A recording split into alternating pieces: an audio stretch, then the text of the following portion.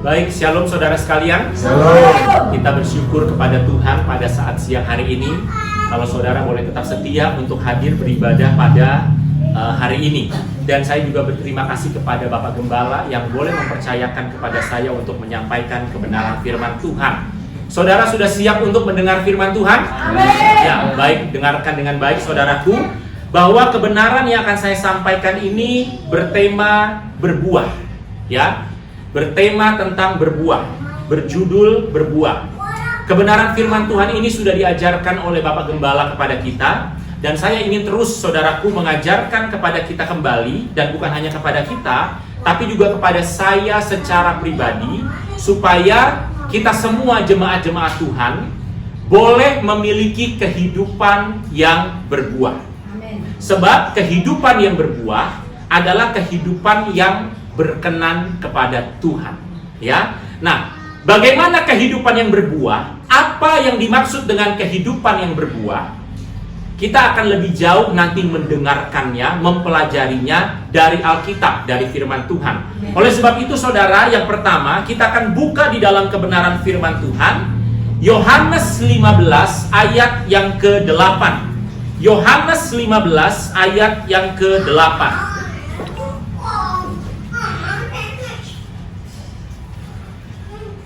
Yohanes 15 ayat ke-8. Amin. Kita akan baca, saudara, perhatikan ayatnya baik-baik. Dalam hal inilah Bapakku dipermuliakan, yaitu jika kamu berbuah banyak, dan dengan demikian kamu adalah murid-muridku. Baik, saudara yang terkasih di dalam Tuhan, ayat ini dengan sangat jelas menyampaikan kepada kita, saudara, apabila saudara mau memiliki kehidupan yang memuliakan Tuhan, yang memuliakan Bapa, maka Yesus berkata di dalam ayat ini, saudara harus berbuah. Amin. Dan bukan hanya sekedar berbuah, saudara, tetapi juga dikatakan berbuah banyak. Yes. Nah, bicara pengajaran tentang berbuah, saya akan bagi dua, saudaraku. Tetapi dua-duanya tidak akan saya bahas di hari ini. Yang satunya saya akan bahas di dalam kesempatan khotbah berikutnya. Kalau kita bicara berbuah, maka yang pertama kita akan belajar bagaimana saudara dan saya melakukan tahap-tahapan supaya saudara menjadi gereja yang berbuah. Sebab berbuah ini tidak bisa otomatis, saudara. Berbuah ini harus melewati proses demi proses. Ya. Yes. Berbuah ini harus melewati tahap demi tahap. Dan pada minggu ini, pada hari ini, saudara, kita akan sama-sama belajar bagaimana proses-proses, bagaimana tahap-tahap, sehingga saudara bisa menjadi gereja, bisa menjadi umat Tuhan yang berbuah. Dan di kesempatan yang berikutnya, saudara, pengajaran berikutnya, kita akan sama-sama belajar, saudara yang terkasih dalam Tuhan, tentang macam-macam buah yang ada di dalam Alkitab. Sebab Alkitab katakan, jikalau kamu mau mempermuliakan Bapa, kamu harus berbuah banyak. Yang pertama harus berbuah dulu. Dan untuk berbuah, kita perlu tahapan-tahapan. Yang kedua, kita perlu tahu, sebab Tuhan mau kita buahnya banyak. Dan Bapak Gembala sampaikan, kami sampaikan, berbuah banyak itu bukan seragam, bukan satu jenis buah, tetapi bermacam-macam buah. Nah, bermacam-macam buah ini, buah apa saja yang harus saudara dan saya miliki, nanti kita akan belajar di kesempatan berikutnya. Sebab di Alkitab diajarkan ada banyak buah. Saudara siap untuk belajar? Amin. Ya. Justru lebih baik kalau saudara mau mencatat, mau menulis saudara, sehingga saudara bisa mengerti dan bisa mengulang pengajaran ini. Nah, saudara yang terkasih di dalam Tuhan, sekarang kita akan mengerti dulu. Kalau tadi kita bicara masalah berbuah, apa yang dimaksud dengan kata berbuah? Berbuah artinya hasil dari kehidupan kita, output dari kehidupan kita, keluaran dari kehidupan kita, yang bisa dirasakan oleh banyak orang, terlebih yang bisa dinikmati oleh Bapa kita, oleh Tuhan kita Yesus Kristus. Sampai sini saudara paham? Amin. Jadi kekristenan itu bukan sekedar saudara duduk di gereja.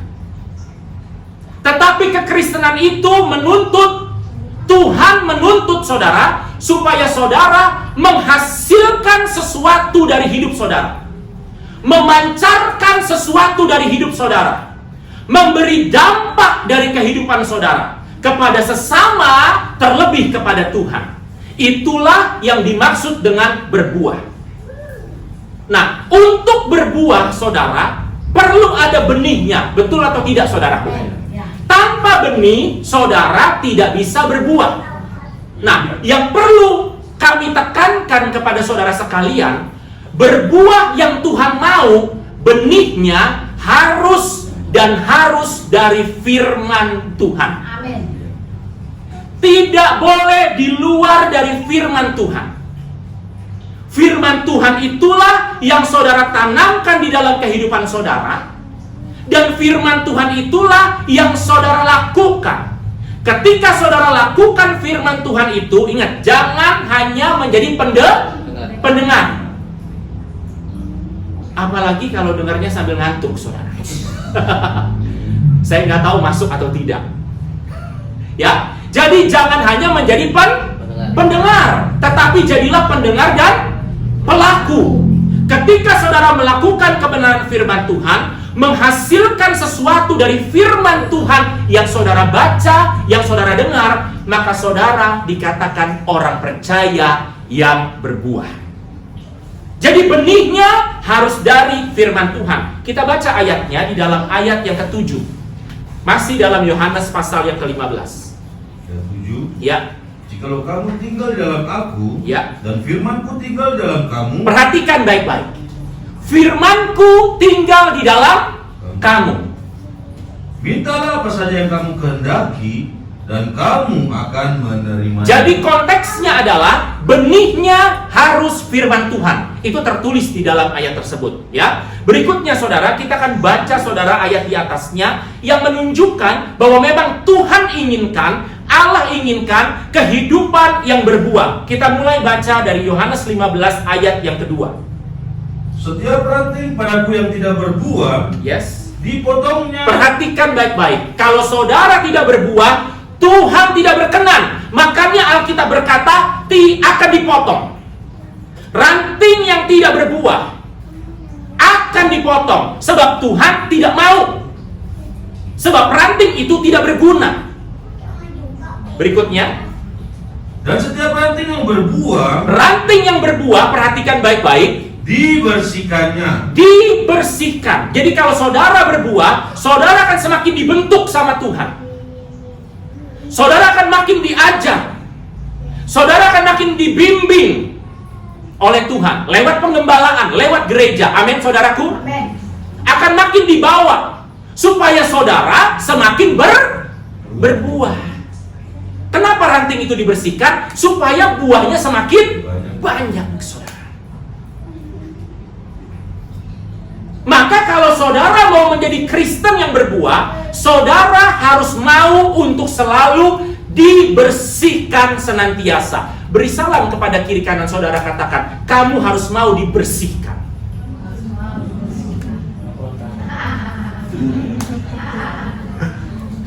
Kamu harus mau di. Saudara, rendahkan hati saudara. Amin. Ya, rendahkan hati saya, rendahkan hati saudara. Siapapun bisa membersihkan kehidupan saudara, dan Tuhan bisa pakai siapapun untuk membersihkan kehidupan kita. Tujuannya supaya saudara berbuah. Jadi kalau ada orang yang masih dipakai Tuhan untuk membersihkan saudara, apakah orang itu saudara suka atau tidak? Tapi saya percaya kalau hatimu bersih, kalau hatimu jernih, kalau akalmu sehat, saudara, yang saudara lihat bukan orangnya, tapi yang saudara dengar adalah perkataannya. Suatu ketika Tuhan Yesus pernah sampaikan kepada murid-muridnya, kepada orang banyak, sebab Tuhan Yesus tahu mereka itu di bawah pengajar-pengajar yang sesat, yaitu orang-orang Farisi dan ahli-ahli Taurat. Mereka di bawah bimbingan orang Farisi dan ahli Taurat, dan Tuhan tahu mereka ini sesat, saudara. Dan apa yang Tuhan Yesus katakan? Dengarkan apa yang diajarkan, jangan ikuti perbuatannya. Jadi rendahkan hati saudara kalau kita mau berbuah. Ya, nah saudara yang terkasih di dalam Tuhan, teruskan. Dan 3. Ya, Kamu memang sudah bersih karena firman yang telah kukatakan kepadamu. perhatikan baik-baik. Yang bisa membersihkan kehidupan saudara dan saya cuma ada satu, yaitu firman Tuhan. Makanya saudara bisa berbuah banyak, benihnya cuma ada satu, firman Tuhan. Boleh saudara sudah dengar nasihat dari orang sukses, saudara sudah dengar nasihat dari orang tuamu, tapi kalau itu bukan berdasarkan, bukan dari firman Tuhan, buah yang saudara hasilkan tidak akan pernah memuliakan Bapa di surga. Amin? Sampai sini saudara paham? Nah, saudara yang terkasih dalam Tuhan, yang kedua saudaraku, sebelum kita masuk kepada tahap-tahapnya, apa tujuan kita berbuah? Ini penting saudara. Di dalam Yohanes 15 ayat 8 yang tadi kita baca, tujuan kita berbuah adalah supaya Bapa dipermuliakan. Perhatikan baik-baik. Kalau saudara berbuah, manusia belum tentu senang.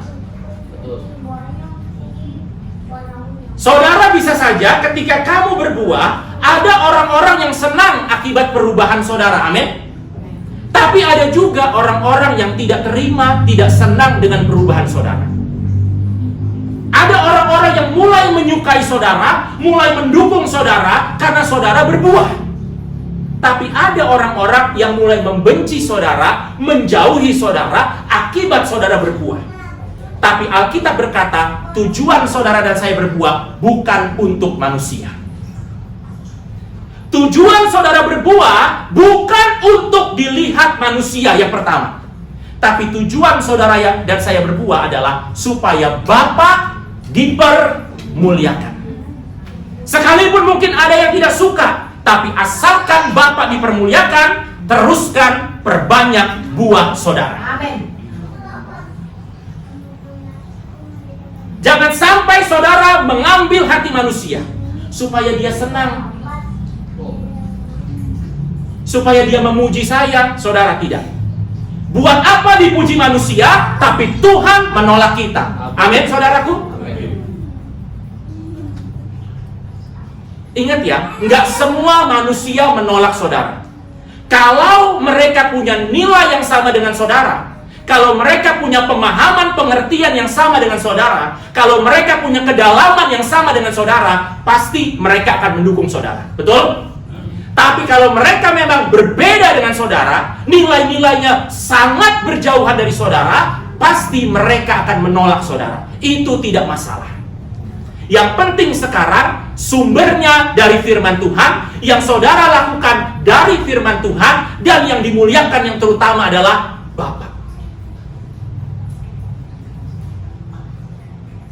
Jelas saudara yang terkasih? Amin.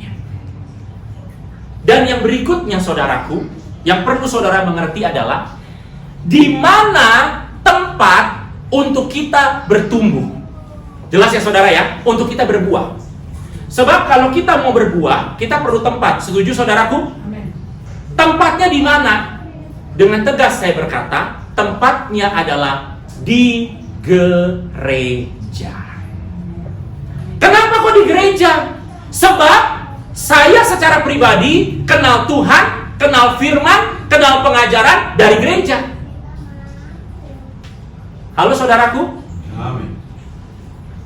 Nah, kalau di gereja ada keluarga, kalau di gereja ada suami istri, ambil firman, ambil pengajaran itu, bawa ke rumah, tanamkan terus-menerus kepada anak-anakmu, kepada keluarga. Jadi tempat supaya kita berbuah itu dari gereja. Sebab benihnya harus dari firman Tuhan. Dan tidak semua keluarga asal muasalnya kenal Tuhan. Betul? Tapi ketika dijangkau, ketika diraih, mereka hadir di gereja, mereka terima firman Tuhan, maka benih itulah yang harus disimpan, yang harus dipraktekkan, yang harus ditaburkan kepada anggota keluarga mereka, Sehingga suatu hari kita akan melihat keluarga-keluarga dan jemaat-jemaat Tuhan yang berbuah. Tepuk tangan dulu buat Tuhan Yesus.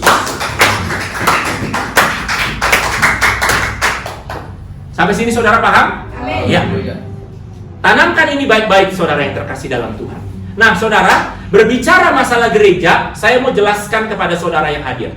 Ya, bicara masalah gereja. Ini saya agak menyimpang dikit, ya, tapi nggak akan terlalu lama, saudaraku. Saya sudah sampaikan kepada saudara di khotbah saya sebelumnya, ya, bahwa Allah tidak membawa agama. Allah tidak punya agama. Ini bukan saya yang menyampaikan, ini Pak Gembala yang sampaikan, ya, Pak Gembala yang ajarkan. Saya sampaikan lagi kepada saudara, perjelas lagi kepada saudara. Allah tidak punya agama, dan sampai sekarang saya nggak tahu agamanya Allah itu apa. Abraham ketika dipanggil Tuhan, kenapa dia percaya itu suara Tuhan? Karena yang pertama kali Allah katakan, aku akan menjadikan kamu bangsa yang besar. Allah tidak bicara berkat lebih awal, walaupun di akhirnya Allah akan memberkati Abraham. Tapi yang pasti, Abraham tidak disuruh Tuhan untuk membentuk suatu agama. Ambil pengikutmu, masuk agama A, masuk agama B. Enggak. Sebab memang Tuhan tidak punya agama, dan Tuhan tidak menciptakan agama, dan Tuhan bukan agama.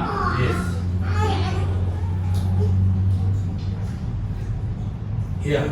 Nuh itu bisa taat, gak punya agama. Tapi karena kenal Tuhan, berhubungan secara pribadi dengan Tuhan. Saudara perhatikan baik-baik ya saudara ya. Apalagi yang di belakang yang masih baru, harap diperhatikan. Ya. Henok itu terangkat ke surga. Saya mau tanya, apa agamanya? Tidak ada. Gak ada. Adam apa agamanya? Henok itu terangkat ke surga karena bergaul dengan Allah, bukan beragama Kristen, saudara. Yes. Jadi Tuhan tidak pernah membentuk agama. Dan Alkitab di dalam Yohanes 3 ayat ke-16 berkata, karena begitu besar kasih Allah ke dunia ini, sehingga dia mengaruniakan anaknya yang tunggal untuk menebus dosanya, supaya yang percaya kepadanya diselamatkan, tidak binasa. Tuhan gak suruh Yesus datang ke dunia untuk membentuk agama, Ya. tapi Tuhan suruh Yesus datang untuk menyelamatkan umatnya, untuk mengasihi dunia ini, untuk menyelamatkan dunia ini, supaya dunia yang percaya diselamatkan dan memperoleh hidup yang kekal.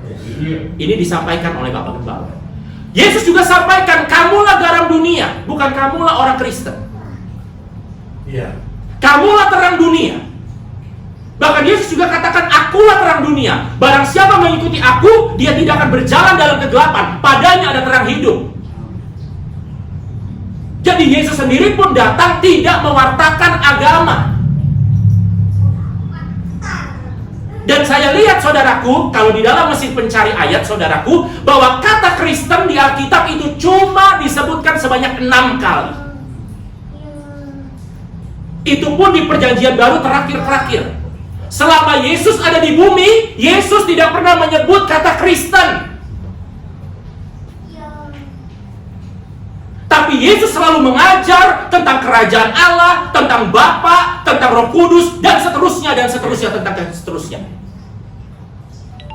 Nah sekarang kita lihat dulu saudaraku suatu ayat saudara yang terkasih dalam Tuhan. Di dalam Kisah Para Rasul 11 ayat 26. Bunyi firman Tuhan. Ya. Mereka tinggal bersama-sama dengan jemaat itu 1 tahun lamanya, Ya. sambil mengajar banyak orang. Ya, perhatikan. Di Antiokhia lah Ya, murid-murid itu untuk pertama kalinya disebut Kristen. perhatikan. Kata Kristen itu pertama kali disebutkan di Antiokhia. Dan saya mau jelaskan kepada saudara bahwa yang menyebut kata Kristen bukan Tuhan. Yang menyebut kata Kristen bukan Yesus. Tapi yang menyebut kata Kristen orang di Antiokhia. Murid-murid sendiri nggak menyebut dirinya Kristen. Murid-murid sendiri nggak bilang mereka Kristen.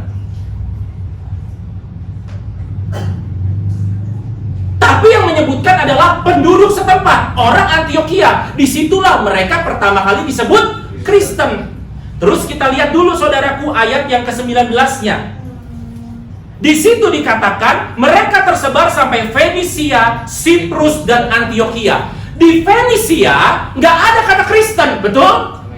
Di Siprus nggak ada kata Kristen, saudaraku, karena penduduk sana nggak nyebut mereka Kristen. Tapi di Antioquia lah disebut Kristen, dan itu yang disebut bukan Tuhan, itu yang disebut bukan Yesus, itu yang disebut bukan Rasul, itu yang disebut bukan Nabi, itu tidak pernah disebut di dalam Alkitab, kecuali masyarakat setempat lah yang menyebut dirinya Kristen.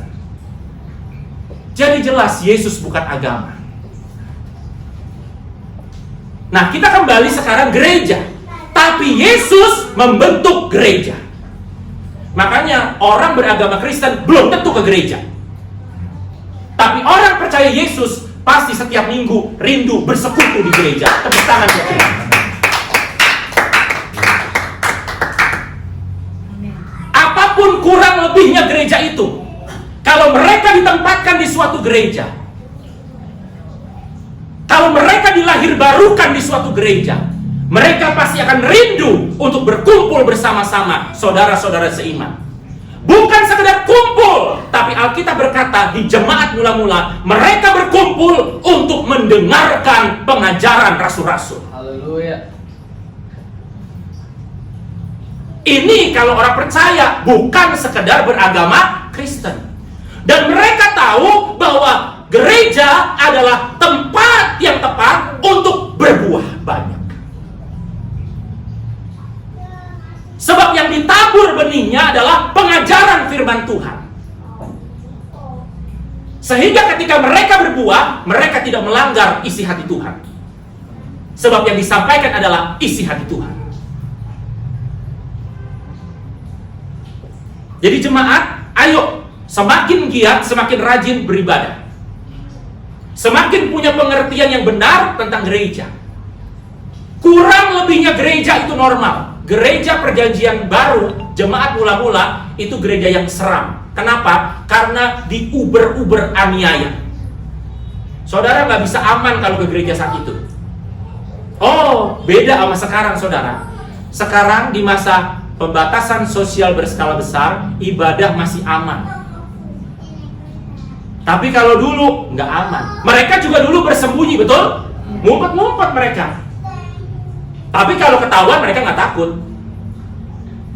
Kalau sekarang beda. Oh, dulu lebih sadis, saudaraku. Kalau sekarang tidak dilarang, kalau dulu memang dilarang. Pengikut Kristus habis. Kewarganegaraan dicabut. Nggak punya hak apa-apa ikut Tuhan. Khotbah-khotbah dulu nggak ada kayak khotbah sekarang. Ikut Tuhan ada mujizat, ikut Tuhan kaya, ikut Tuhan diberkati. Enggak, saudara. Ikut Tuhan, kewarganegaraanmu dicabut. Ikut Tuhan, kamu dibuang ke kandang singa, dimakan singa. Betul? Ya. Kalau sekarang enggak, saudara. Tapi enggak salah. Memang ikut Tuhan pun pasti diberkati. Amin. Jasmani dan rohani. Tapi bayangkan, saudara, kala itu. Jadi kalau gereja itu memang Tuhan yang bikin. Sekarang ini kita merayakan hari kenaikan Yesus. Nanti hari Minggu depan kita merayakan pencurahan Roh Kudus.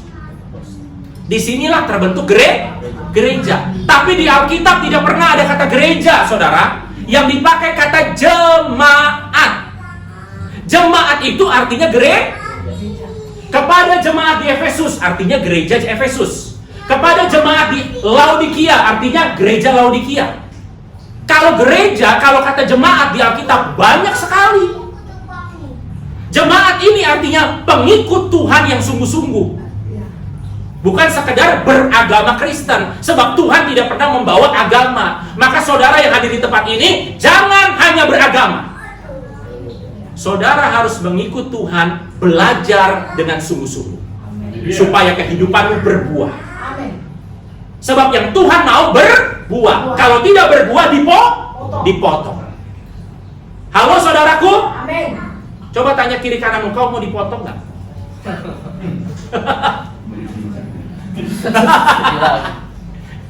Cincang.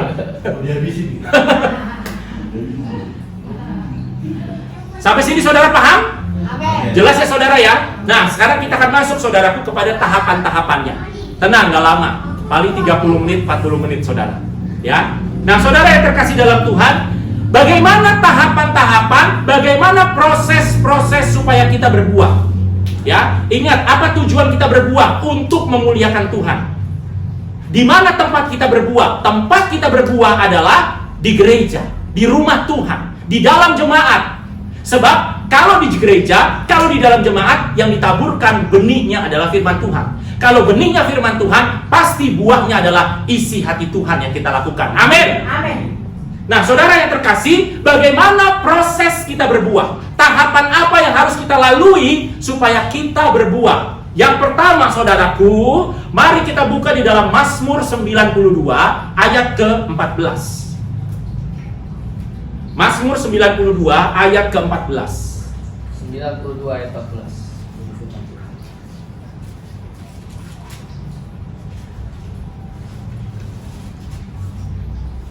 Mereka yang ditanam di bait Tuhan Ya, akan bertunas di pelataran Allah kita. teruskan 15. Pada masa tua pun mereka masih berbuah, menjadi gemuk dan segar, untuk memberitakan bahwa Tuhan itu benar, bahwa Ia gunung batuku dan tidak ada kecurangan padanya. Amin, saudara yang terkasih Haleluya. dalam Tuhan. Jadi, proses yang pertama, tahap pertama, kalau saudara mau berbuah, saudara harus ditanam. Coba sama-sama katakan ditanam. Ditanam. Apa arti kata jadi ingat ya, saudara nggak mungkin bisa berbuah kalau saudara nggak ditanam. Tanaman tidak mungkin tahu-tahu berbuah. Ada pohon mangga, pohon rambutan yang lebat sekali, saudara yang terkasih, kalau mereka tidak pernah ditanam. Dari benih, dari kecil, saudara, dari bukan siapa-siapa, dari bukan apa-apa, sampai pohon itu tinggi, sampai pohon itu berbuah, buahnya banyak, bisa dinikmati, bahkan bisa memperkaya kalau dibisniskan. Tidak mungkin itu bisa ada kalau tidak ditanam. Jadi sekarang, saudaraku, persiapkan hati saudara untuk ditanam di gereja. Yes. Jadi sekarang, kalau ada jiwa baru di tempat ini, persiapkan hati saudara bahwa aku bukan cuma sekedar datang ke gereja. Bahwa aku ke gereja rupanya harus ditanam. Kalau saya nggak ditanam, saya nggak mungkin bisa berbuah. Saya nggak mungkin bisa berdampak. Saya nggak mungkin bisa memuliakan Tuhan. Alias hidup saya nggak akan pernah berguna. Saudara, ada banyak orang ke gereja tapi mereka tidak ditanam. Iya. Mereka nggak mau belajar. Mereka nggak mau terlibat. Mereka hanya sekedar datang, sekedar duduk, kemudian pulang. Makanya jangan heran kalau di gereja firman yang disampaikan sama, betul? Tapi hasilnya beda-beda. Iya. Iya. Dengan firman yang sama, ada yang sukses. Dengan firman yang sama, ada yang hidupnya begitu-begitu saja. Iya. Alasannya apa? Karena mereka tidak mau ditanam. Mereka hanya sekedar gereja. Mereka nggak punya pengertian. Mereka nggak mau belajar. Bukan soal bodoh, bukan soal pintar, bukan soal sekolah, bukan soal tidak, saudaraku. Tuhan Yesus itu nggak peduli masalah sekolahan. Ilmu itu dari Tuhan. Kepintaran, hikmat itu dari Tuhan. Kalau memang saudara mau belajar, mau ditanam, pasti kamu akan sukses di dalam Tuhan.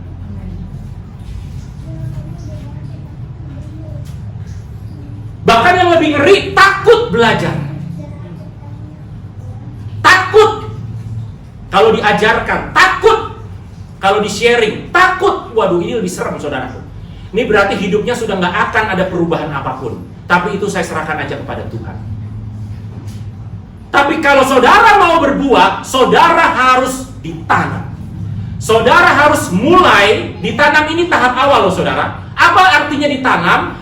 Ditanam artinya saudara harus mulai mau belajar. Jadi hatimu kalau ke gereja bukan hati, aduh nggak enak saya sama Pak Gembala. Nanti kalau saya nggak ke gereja, mungkin nanti saya akan ditelepon, mungkin saya akan di SMS, mungkin saya akan di WA, dan sebagainya, dan sebagainya.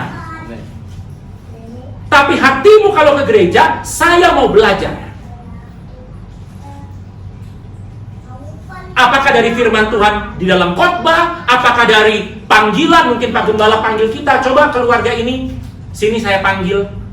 Coba ibu ini, sini saya panggil. Coba anak muda ini, sini saya panggil. Di situ hatimu akan kelihatan haus dan laparkah akan pelajaran. Amin, saudaraku. Itu yang namanya ditanam. Kita buka ayatnya di dalam Yeremia 17 ayat ke-8. Yeremia 17 ayat ke-8. 8. Ya, Ia akan seperti pohon ya. yang ditanam di tepi air. Oh, haleluya, saudaraku. Amin. Dia akan seperti pohon yang ditanam di tepi aliran air. Kalau mengerti, kalau jiwanya besar, kalau siap belajar, kalau mau ditanam, saudara. Berikutnya, Yang merambatkan akar-akarnya ke tepi batang banyak air. pohon-pohon kering, tapi saudara harus jadi pohon yang ditanam di tepi aliran air. Artinya apa? Jangan biarkan perputaran firman itu berhenti. Amin. Firman Tuhan itu harus terus mengalir. Pelajaran-pelajaran kehidupan itu harus terus mengalir di dalam kehidupan saudara, supaya saudara seperti pohon yang ditanam di tepi aliran air. Perlu ditanam, saudaraku. Kalau tidak ditanam, tidak akan mungkin berbuah. Berikutnya, Yang merambatkan akar-akarnya ke tepi batang air. amin. Dan yang tidak mengalami datangnya panas terik. Yes. Yang daunnya tetap hijau. Wow, luar biasa. Musim apapun daunnya hijau. Berikutnya, Yang tidak khawatir dalam tahun kering. wah, luar biasa. Dia mengalami kekeringan tapi tidak khawatir. Kemudian, Dan yang tidak berhenti menghasilkan buah. dia tidak berhenti menghasilkan buah karena dia ditanam, saudaraku. Haleluya. Dan dia meluaskan betul-betul hati dan pikirannya untuk belajar. Beri salam kiri kananmu, katakan, kamu mau belajar atau tidak? Belajar apa tidak? Kalau saudara mau maju, dengarkan. Kalau saudara mau maju, ikuti orang-orang yang maju. Amin. Amin. Lihat orang-orang yang maju, jangan lihat orang-orang yang mundur.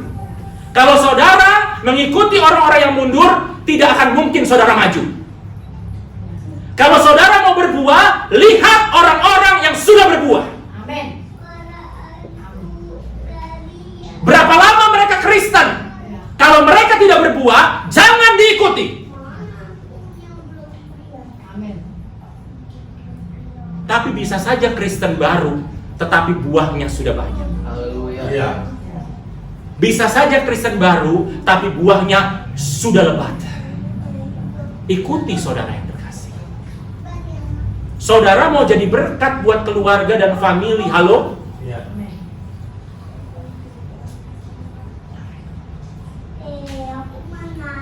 Jadi saudara, tahap pertama harus ditanam. Artinya harus siap masuk kepada pelajaran-pelajaran yang penting. Gereja itu tempat belajar, saudaraku. Jangan pikir gereja cuma buat nyanyi-nyanyi, loncat-loncat, hura-hura. Halo? Halo saudara. Amin. Ingat, gereja itu tempat untuk belajar. Band rame, lampu sana sini. Wah, saudara, aduh, saudaraku. Gereja itu tempat untuk belajar. Saya punya murid, saudaraku, dia homeschooling. Bukan belajar di sekolah. Ibunya yang ngajarin dia, saudara. Ibunya yang ngajarin dia. Sekarang dia kelas 7, ibunya telepon saya, Andre mungkin kelas 7, kelas SMP 1, saya nggak terlalu menguasai, saya perlu bantuan. Padahal mamanya lulusan US, ya, lulusan Amrik, jurusannya computer science. Cewek jurusannya computer science, saudara. Mamanya bilang, kelas 7, tolong Andre bantu saya karena saya sebenarnya udah nggak menguasai. Kemudian saya tanya anaknya, Nadia, namanya Nadia, saudara. Nadia, kamu waktu homeschooling sama mama ikut ujian nasional nggak? Ikut. Berapa nilai matematika kamu? 97,5. Wih, luar biasa. Betapa bangganya saudaraku. Ini ditabur nih saudara. Ini anak yang mau belajar, saudara yang terkasih dalam Tuhan. Padahal bukan di sekolah saudara, sama mamanya sendiri. Tabur, betapa bangganya mamanya. Saya sendiri kaget. Wih, sukses mamanya ngajar anak. Sukses berarti. Saya nggak tahu bagaimana caranya saudaraku. Ini anak kritis sekali saudara. Memang pintar saudara yang terkasih dalam Tuhan. Karena memang lahir juga dari keluarga yang pintar. Wah, mamanya dari pagi sampai malam saudara. Bahkan kelas 7 ini pun saudaraku selesai ngerjain tugas itu jam 11 malam. Jadi belajar. Dia tidak sekolah di sekolah formal, homeschooling, tapi bisa jauh lebih padat saudara daripada orang-orang yang bersekolah di sekolah formal. Kalau berbuah begini, bangga nggak saudaraku? Kemudian dia mulai belajar sama saya saudara. Maaf ya, ini nggak ada unsur apapun. Dia mulai belajar sama saya, mulai dari kelas 7 saudara yang terkasih dalam Tuhan. Mulai dari bulan, kalau nggak salah ya, September 2019 kalau nggak salah. Itu mulai les sama saya saudara. Kemudian saya ajarin bla bla bla bla bla bla. Tepatlah kemarin itu final exam, ujian terakhir saudara, matematika. Dia ambil online school dari Amerika. Jadi yang ngajar dari Amerika saudaraku. Ujiannya pun terstandarisasi Amrik saudara. Kemudian dia belajar bla bla bla. Sebelum belajar dia minta bantuan, ya kan, dan memang saya lesin. Cuma selama ada PSBB ini online lesnya. Nah, cuman kemarin saya minta, sebab mamanya minta tolong, Andre bisa nggak bantuin Nadia, tolong dia untuk final examnya? Oh bisa, tapi boleh nggak saya tatap muka? Sebab kalau di Zoom, kalau misalnya di online, kesian anaknya pusing. Kita tuh kalau di komputer terus-terusan bisa pusing saudara. Akhirnya mamanya izinin, oh boleh. Akhirnya belajar lama. Akhirnya saudara, lah ini makanya saudara kalau di gereja tanamkan sikap mau belajar. Akhirnya saudara yang terkasih dalam Tuhan, ujian sudah selesai. Saya tanya, Nadia berapa nilaimu? 99,5. Luar biasa. Almost perfect. Sampai mamanya bilang, thank you banget ya Andre. Saya tahu mamanya bukan kaleng-kaleng saudara. Diajarin mamanya aja udah luar biasa saudara yang terkasih dalam Tuhan. Dan saya juga bangga saudara. Berarti memang ini anak mau belajar. Berarti memang ini anak sungguh-sungguh. Berarti memang ini anak mau ditanam. Amin saudaraku. Amin. Sebab yang saya tanamkan ilmu-ilmu itu saudara, ditanamkan. Tanamkan terus. Nadia, kalau mau menyelesaikan persoalan ini, kamu harus pakai ini. Nadia, kalau mau menyelesaikan persoalan yang ini, kamu harus pakai rumus ini. Dan dia terapkan semuanya dengan baik. Dia ingat semuanya dengan baik. Dan yang pasti saudaraku, dia tahu berterima kasih. Banyak anak Tuhan tidak tahu berterima kasih. Bahkan dia bilang, saya tidak bisa saya bukan membanggakan diri saudara, tapi saya mau mengajarkan kita perlu tahu berterima kasih. Halo saudaraku. Bahkan dia bilang, ini chatnya masih ada, karena baru saudara yang terkasih dalam Tuhan, itu ada di situ. Dia bilang, saya tidak bisa mengerjakan ini kalau tanpa bantuan Ko Andre. Dalam hati saya, kamu terlalu rendah hati, kamu itu semua pintar. Tapi dia bilang begitu, kalau tanpa Ko Andre, saya nggak bisa mengerjakan ini. Tapi saya tahu, enggak, saya sangat bangga kepada kamu sebuah pintar. For me, you are a student. Student A, saya bilang. Bukan B, bukan C, kamu A, saya bilang. Karena memang dia sungguh-sungguh mau belajar. Halo saudaraku. Amin. Saudara siap mau ditanam? Amin. Buka hati saudara. Jangan kaleng-kaleng. Ya, coba bilang kiri kananmu, kamu jangan kaleng-kaleng. Kaleng-kaleng. Apalagi banci kaleng. Haleluya. Kita buka poin yang kedua, saudaraku, di dalam Yeremia 17 ayat ke-8, masih di ayat yang sama. Yang kedua, kita masuk kepada poin yang kedua. Yeremia 17 ayat ke-8. Ia akan seperti pohon yang ditanam di tepi air, Ya, berikutnya. yang merambatkan akar-akarnya ke tepi batang air. Nah, saudara yang terkasih, kita masuk kepada tahap yang kedua. Kalau saudara mau berbuah, saudara harus ditanam, dan yang kedua, saudara harus berakar. Amin. Merambat. Saudara tidak akan selama-lamanya jadi benih. Kalau saudara betul-betul mau belajar, saudara akan mulai jadi pohon yang merambatkan akar-akarnya ke dalam, mencari terus nutrisi, mencari terus pelajaran, mencari terus firman Tuhan. Berbahagialah orang yang haus dan lapar akan firman Tuhan.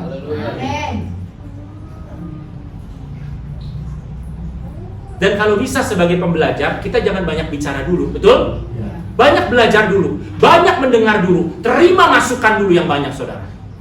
Sampai Tuhan pakai tiba waktunya, baru saudara berkata-kata. Kalau saudara jemaat yang sudah berakar, saudara tidak akan mudah dicabut. Ayo ke gereja sini yuk, ayo ke gereja situ yuk, ayo ke gerejaku yuk. Gerejaku gede loh, gerejaku mewah loh, gerejaku apa? Saya tegaskan, tidak ada yang salah dengan gereja mewah, puji Tuhan. Gereja makin megah, gereja makin mewah, bisa menampung banyak orang.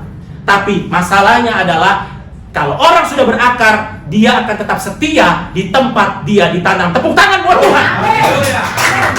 Setia, saudaraku.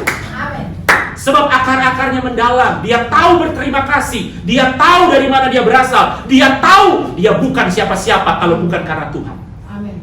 Kalau Tuhan tidak menempatkan dia di satu pengembalaan, saudara yang terkasih dalam Tuhan, dia nggak akan jadi apa-apa. Maka dia akan mulai berakar, saudaraku. Akar itu kelihatan apa enggak, saudara? Akar itu tidak kelihatan. Ini bicara karakter-karakter, betul saudaraku? Sekalipun orang tidak melihat, banyak orang sekarang hanya dilihat orang, hanya untuk dilihat orang, hanya untuk dilihat orang. Makanya saudara jangan terjebak sama sosial media. Ya, saudara kalau lihat di Instagram orang bahagia, ingat itu hanya nampaknya bahagia. Saudara paham nampaknya bahagia? Dalamnya belum tentu bahagia, saudara.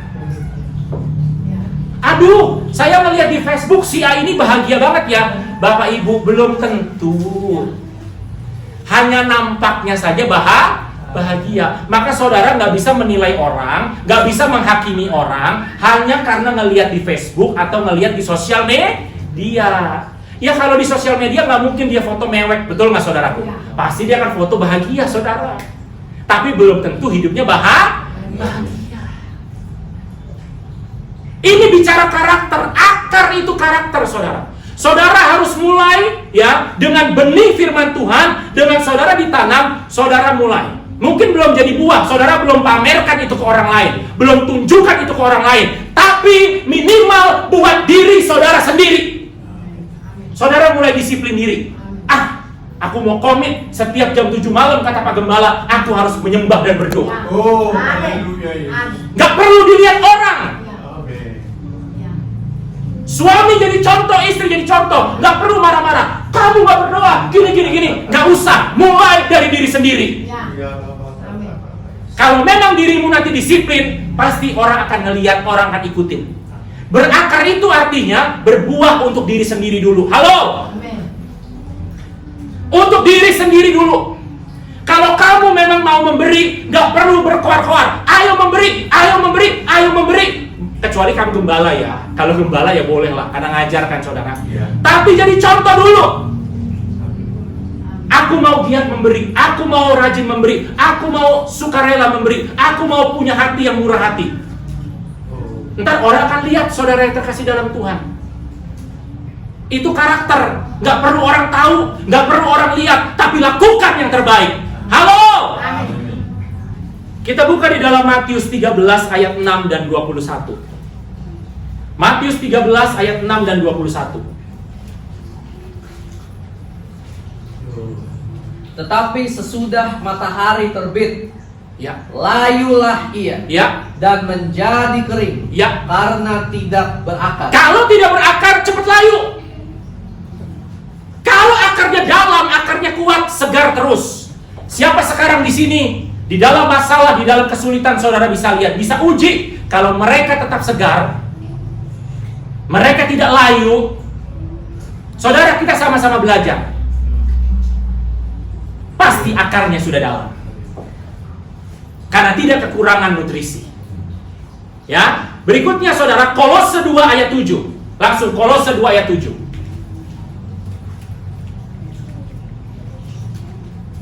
Kolose 2 ayat 7. 7. Ya. Hendaklah kamu berakar dalam Dia Hendaklah kamu berakar di dalam Dia. dan dibangun di atas Dia. Yes. Hendaklah kamu bertambah teguh dalam iman. Amin. Cukup sampai di situ, saudara. Halo, amin. Saudara, kalau kita mau berbuah, saudara harus ditanam, dan yang kedua, saudara harus berakar. Iya. Lakukan yang benar tanpa perlu orang tahu. Kerjakan yang benar tanpa perlu dilihat orang. Itulah karakter. Orang lihat kamu benar, orang gak lihat pun kamu benar. Itu namanya integritas. Berikutnya yang ketiga, saudara yang terkasih dalam Tuhan, cuma ada 4 tahap, saudara. Yang ketiga, kita buka Efesus 4 ayat 15. Efesus 4 ayat 15. 15. Tetapi dengan teguh berpegang Ya, kepada kebenaran, ya, di dalam kasih kita bertumbuh, ya, di dalam segala hal, Ya. ke arah Dia, Ya. Kristus yang adalah kepala. Jadi yang ketiga adalah kita harus bertumbuh. Ditanam, pasti kalau saudara setia, kalau saudara pembelajar yang baik, saudara pasti berakar. Kalau saudara sudah berakar dengan dalam, natural, tidak mungkin saudara tidak bertumbuh. Kalau orang yang sudah bertumbuh, saudara yang terkasih dalam Tuhan, maka dia sudah mulai sehati sepikir. Amin ya saudara ya. Haleluya. Dia sudah mulai bisa merasakan, saudara. Dia sudah mulai masuk ke dalam permasalahan yang terjadi, saudara. Dia sudah mulai paham. Dan saudara, ditanam itu pasti ada masalahnya, ya. Berakar juga pasti ada masalahnya. Bertumbuh apalagi. Semakin tinggi saudara bertumbuh, anginnya, masalahnya, badainya akan semakin besar. Jangan dibilang makin kecil, betul? Iya. Tapi orang yang sudah bertumbuh, saudara yang terkasih dalam Tuhan, tidak akan goyah. Kita buka kebenaran berikutnya, 1 Petrus 2 ayat 2. 1 Petrus 2 ayat 2. Dan jadilah Ya, sama seperti bayi yang baru lahir, ya, yang selalu ingin akan air susu yang murni Ya. dan yang rohani, Ya. supaya olehnya kamu bertumbuh kamu bertumbuh dan beroleh keselamatan. dan beroleh keselamatan. Kalau Kristen yang tidak bertumbuh, tidak mungkin selamat. Hanya sekedar ke gereja, hanya sekedar gak enak, tidak mungkin selamat. Yang berhak menentukan keselamatan bukan saya, tapi Tuhan. Tapi kamu tidak mungkin bisa bertumbuh kalau kamu tidak mau ditanam dan berakar. Apa maksudnya gak mau ditanam? Kalau kamu hanya main-main, saudara yang main-main gak mungkin bisa bertumbuh. Apa maksudnya main-main? Tidak serius. Kamu yang gak serius gak mungkin bisa bertumbuh. Berikutnya Filipi 4 ayat ke-10. Filipi 4 ayat ke-10. Aku sangat bersukacita Paulus bersukacita dalam Tuhan bahwa akhirnya Ya. pikiranmu dan perasaanmu Ya. bertumbuh kembali untuk aku. Yes. Memang selalu Nah, ada saudaraku, jadi di sini bicara pertumbuhan berarti Alkitab menegaskan sudah menyangkut ke pikiran dan perasaan. Pikiran saudara sudah sama. Kalau Paulus bersukacita karena pikiran jemaat-jemaatnya sudah sama dengan pikiran Tuhan, sudah sama dengan pikiran Paulus. Betul? Hatinya udah sama.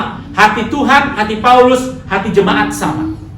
Ini namanya jemaat yang bertumbuh. Artinya apa jemaat yang bertumbuh? Jemaat yang sudah lagi tidak mengutamakan kepentingannya sendiri. Dan yang terakhir saudaraku, tahapnya kalau kita sudah ditanam, pasti kita akan berakar. Kalau kita sudah berakar, pasti kita akan bertumbuh. Dan kalau kita sudah bertumbuh, pasti kita akan berbuah. Coba kita lihat Lukas 13 ayat 6 sampai 9. Lukas 13 ayat 6 sampai 9. Bunyi firman Tuhan. Ya. Dikit lagi. Lalu Yesus mengatakan perumpamaan ini. Ya. Seorang mempunyai pohon ara yang tumbuh di kebun anggurnya. Oh, luar biasa. Ini pohon udah ditanam, udah berakar dan sudah Tumbuh. Saudara paham? Oke. Ya, berikutnya. Dan ia datang untuk mencari buah pada pohon itu. Tapi yang Yesus cari apa? Buahnya. Buah. Amin. Saudara, kalau saudara udah bertumbuh, jangan bangga. Ya. Dan saya pun nggak mencap, oh saya udah berakar, saya udah bertumbuh, saya udah berbuah. Enggak, pokoknya kita lakukan aja terus yang terbaik, yang terbaik, yang terbaik. Ya, yang terbaik, yang terbaik, yang terbaik. Oh Pak Andre, kalau saya mau udah bertumbuh, cuman saya belum berbuah. Belum tentu, saudara. Jangan-jangan saudara belum ditanam sama sekali. Kalau saya mau udah berakar, belum tentu. Lakukan terus yang terbaik bagi Tuhan. Jangan pernah merasa sudah puas. Iya, yes. Tuhan cari buahnya, tapi aku mau lihat mana ini buahnya. Berikutnya, Tetapi ia tidak menemukannya. Yesus nggak ketemu buahnya. Lalu ia berkata kepada pengurus kebun anggur itu, Ya, sudah 3 tahun aku datang mencari buah Ya. pada pohon ara ini, dan aku tidak menemukannya. Ya. Tebanglah pohon ini. oh, Untuk apa ia hidup? untuk apa? Nggak ada buahnya. Di tanah ini dengan percuma. Ya, Jawab orang itu, Ya. Tuan, Ya. biarkanlah dia tumbuh tahun ini lagi. baik ini pengurusnya. Baik banget. Aku akan mencangkul tanah sekelilingnya Terus kata Yesus, dan memberi pupuk kepadanya. Mungkin tahun depan mungkin tahun depan. ia berbuah. Ya, Jika tidak, tebanglah dia. tebanglah dia. Terus nggak ada lanjutannya. Habis. Habis, saudara. Amin. Nanti mungkin ada lagi lanjutannya. Dia cek lagi nanti saudara. Waduh, masih nggak berbuah. Udah stop, tebang. Saudara yang terkasih dalam Tuhan, pengurus ini gembala. Halo? Tuhan nggak akan nebang gembalanya. Ya, Tuhan tidak akan menebang gembalanya. Oh, dasar kamu pengurus EO, nggak digituin saudaraku. Pengurusnya nggak dimarahin sama Tuhan. Ya, sebab masalah buah itu urusan kita masing-masing. Tapi gembala tetap ada, pengurus tetap ada, betul? Pak Gembala bertanggung jawab sama dirinya sendiri. Pak Gembala juga mengurus saudara dan saya. Tapi yang Tuhan bilang, dia tanya kepada pengurusnya, Pak Gembala GPI Palmera, ini jemaatmu udah tinggi, tapi nggak ada buahnya. Tumbuhnya udah tinggi ini, tapi nggak ada buahnya ini. Gimana? Aku pecat kau jadi gembala. Nggak begitu, saudara. Ya, nggak begitu. Tapi yang Tuhan mau tebang tetap saudara dan saya ini, saudara. Halo? Halo? Amin. Haleluya. Saya nggak nuduh siapa-siapa, ini juga buat saya. Ya, ini juga buat saya, ini juga buat saudara. Main-main saudara ke gereja, kita berhadapan sama Tuhan. Kalau saya bilang Tuhan udah mengasihi saudara, kalau sampai ada hukuman itu bukan karena Tuhan menghukum saudara, itu karena tuayan yang harus saudara terima. Tuhan sudah bilang, ayo berbuah, ayo jangan main-main, ayo serius, ayo. Tapi mungkin saudara main-main, saudara takut, saudara ragu-ragu, alantar begini, alantar begitu. Kita berurusan sama Tuhan, sebab Tuhan tanya, mana ini buahnya? Dia nggak salahin pengurusnya bilang, cobalah saya urus lagi gini. Itulah gembala yang baik. Amin, saudaraku. Amin. Tapi kalau tetap nggak berbuah, pengurusnya juga bilang, ya udahlah terserah Tuhan lah, tebang aja. Iya. Iya. Karena yang punya Tuhan. Saudara ini bukan domba-dombanya Pak Gembala. Apa yang Tuhan katakan kepada Petrus? Petrus, apakah kamu mengasihi aku? Gembalakanlah domba-dombaku. Domba-dombanya siapa? Yesus. Domba-dombanya Yesus. Tuhan nggak pernah bilang itu domba-dombanya Petrus. Kita ini domba-dombanya Tuhan, saudara. Maka Tuhan akan sangat berhak menebang kehidupan kita. Tapi kalau kita berbuah, maka Tuhan tidak akan ragu-ragu untuk memberkati kita berkelimpahan. Tepuk tangan buat Tuhan. Yang terakhir, saudaraku, Matius 13 ayat 23. Habis ini saya tutup. Yang sudah dapat boleh baca Matius 13 ayat 23. Dan ada seorang berkata kepadanya, Perumpamaan penabur ya. Yang ditaburkan di tanah yang baik, Ya, ialah orang yang mendengar firman ini. coba cek dulu hatimu baik atau tidak. Saya nggak akan menghakimi, oh si dia jahat, si dia baik. Enggak, itu bukan hak saya. Memang. Ya, sekarang cek hati saudara baik atau tidak. Sebab tanah ini berbicara apa? Tanah ini bicara apa, saudara? Hati. Hati. Kalau hatimu baik, kalau hatimu bersih, kalau hatimu tulus, kalau hatimu benar, maka apa yang ditanam, apa yang ditabur, pasti akan berbuah. Amin. Haleluya. Amin. Dia akan ditanam, dia akan berakar, dia pasti tumbuh secara natural, dan pada akhirnya dia pasti akan berbuah. Amin.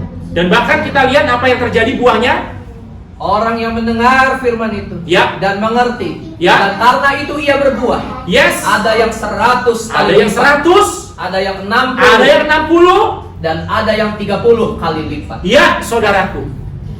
Gak masalah, mau 100 kayak, mau 60 kayak, mau 30. Harus 100, gak boleh 60. Ya kalau bisa 100, puji Tuhan, saudara. Yesus gak paksa di situ. Tapi terus saudara jangan berhenti, meningkat. Ya, sudah 30, raih 60. Sudah 60, raih 100. Pokoknya senangkan Tuhan, senangkan Tuhan, senangkan Tuhan. Pak, saya udah 30 apa 60? Gak ada yang tahu, hanya Tuhan yang bisa menilai saudara. Tapi yang pasti, permuliakanlah Tuhan. Gimana caranya? Berbuah banyak. Amin. Amin. Firman Tuhan gak saya perpanjang. Nanti kita akan ketemu di kesempatan berikutnya, saudaraku. Kita akan belajar tentang macam-macam buah. Tuhan memberkati. Haleluya.